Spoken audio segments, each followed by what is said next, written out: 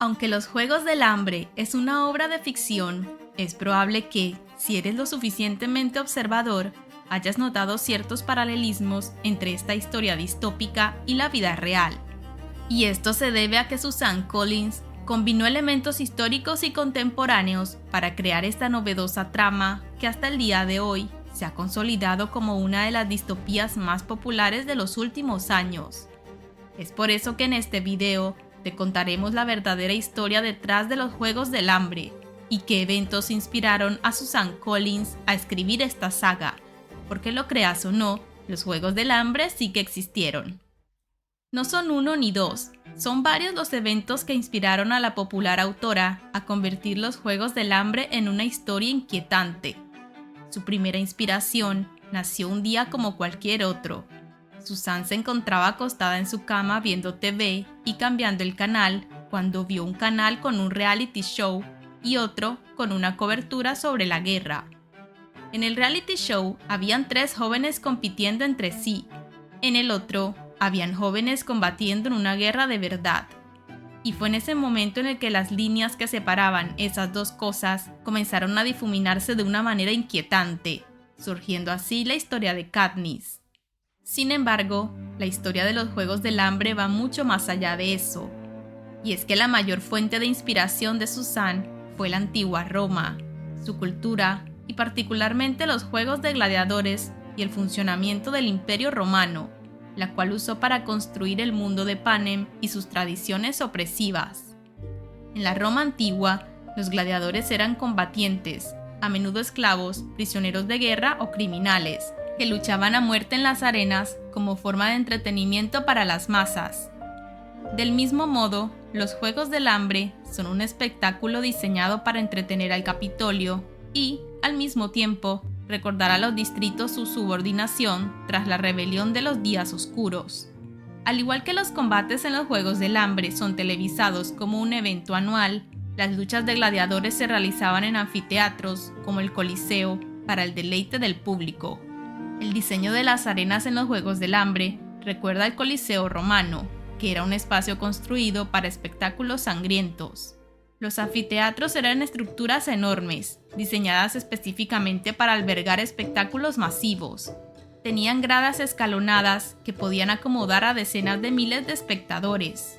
El diseño del Coliseo incluía un sistema complejo de túneles y jaulas debajo de la arena, llamado hipogeo, donde se mantenían a los gladiadores y a los animales salvajes antes de los combates. También había plataformas elevadoras que los llevaban directamente a la arena, creando un efecto sorpresa para los espectadores. La arena, cubierta de arena, y de ahí su nombre, no solo absorbía la sangre, sino que también podía modificarse para representar diferentes escenarios, como bosques o paisajes marítimos. Al igual que el Coliseo tenía trampas, jaulas de animales y mecanismos para sorprender al público, las arenas de los juegos están diseñadas con trampas mortales, criaturas creadas por ingeniería genética, conocidas en los libros como mutos, y obstáculos impredecibles para aumentar la emoción del espectáculo.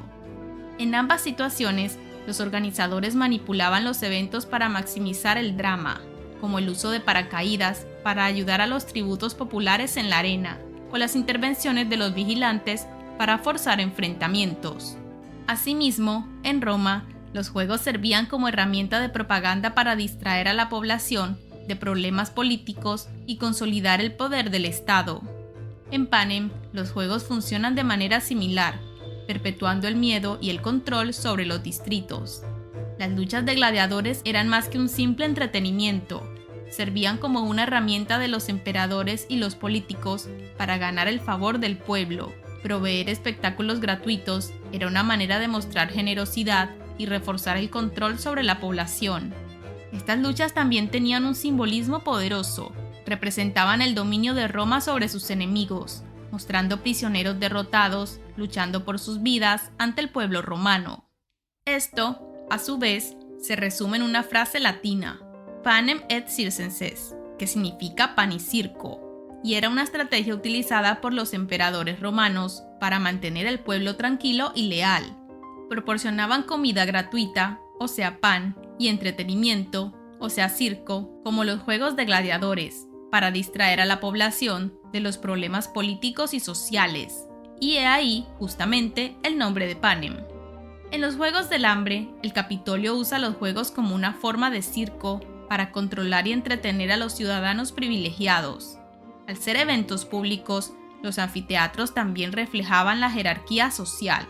Los mejores asientos eran para la élite, mientras que las clases más bajas ocupaban las gradas superiores. Mientras tanto, los distritos que viven en condiciones de pobreza reciben las teselas, una forma literal de pan, que los obliga a enviar más tributos a los juegos a cambio de alimento. Asimismo, el Capitolio de Panem se asemeja a la aristocracia romana, una élite que vivía en exceso y extravagancia, mientras el resto de la población sufría en la pobreza. Los ciudadanos del Capitolio se preocupan más por la moda extravagante, la cirugía estética y el entretenimiento que por los problemas reales de los distritos, similar a cómo la aristocracia romana se enfocaba en su lujo mientras ignoraba dificultades del resto del imperio.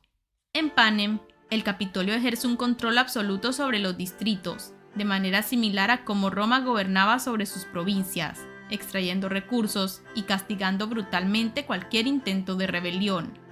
Por otra parte, en Roma, los gladiadores eran seleccionados de entre los oprimidos, esclavos, prisioneros y marginados, aunque también había hombres libres que se unían voluntariamente en busca de gloria o recompensa.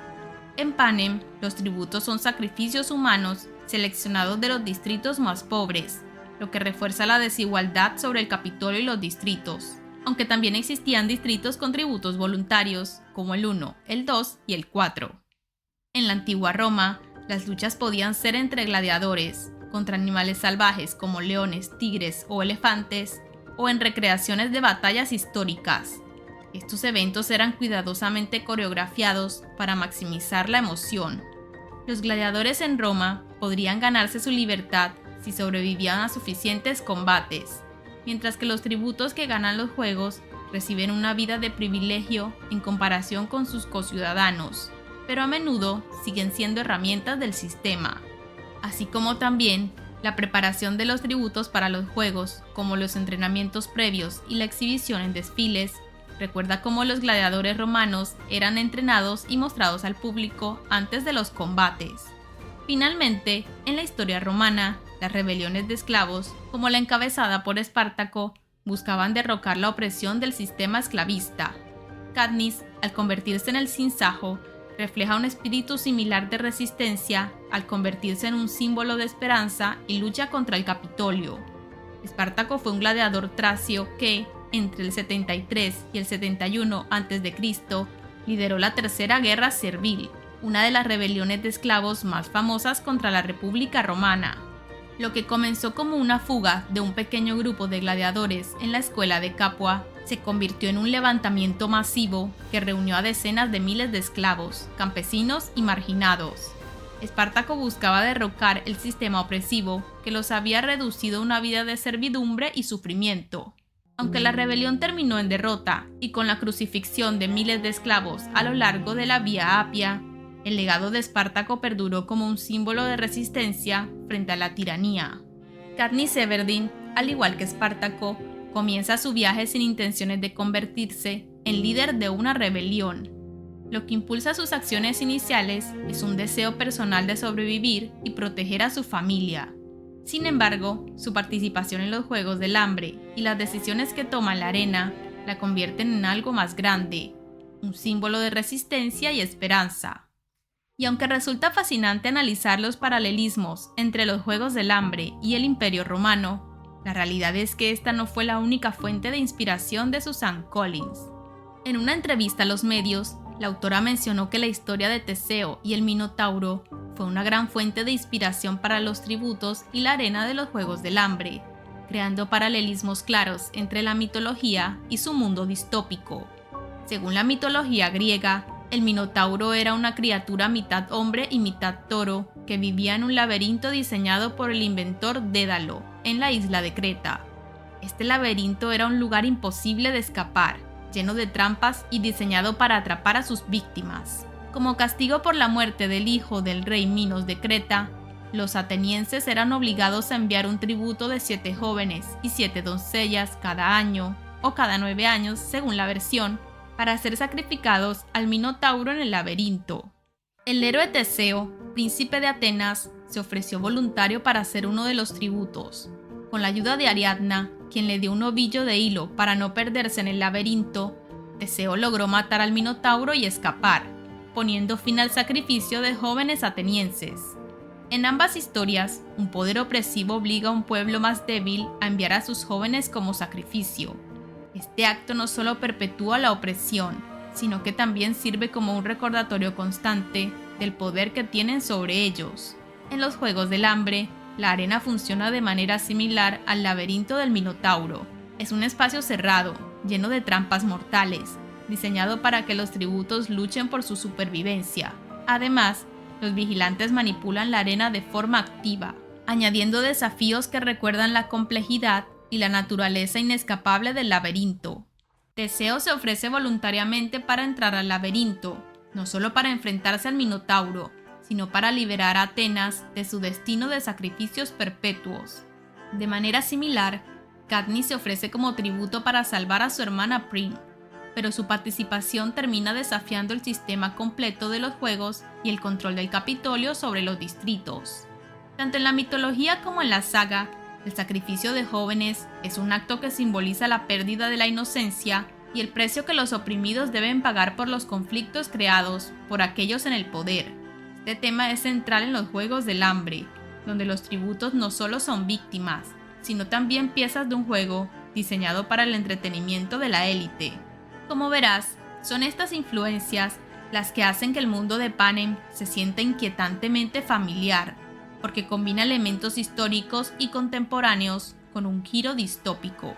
Sin duda alguna, Suzanne Collins hizo un gran trabajo de investigación, armando un mundo distópico que nos ofrece una historia que, en otros contextos, pudo haber ido más allá de la realidad.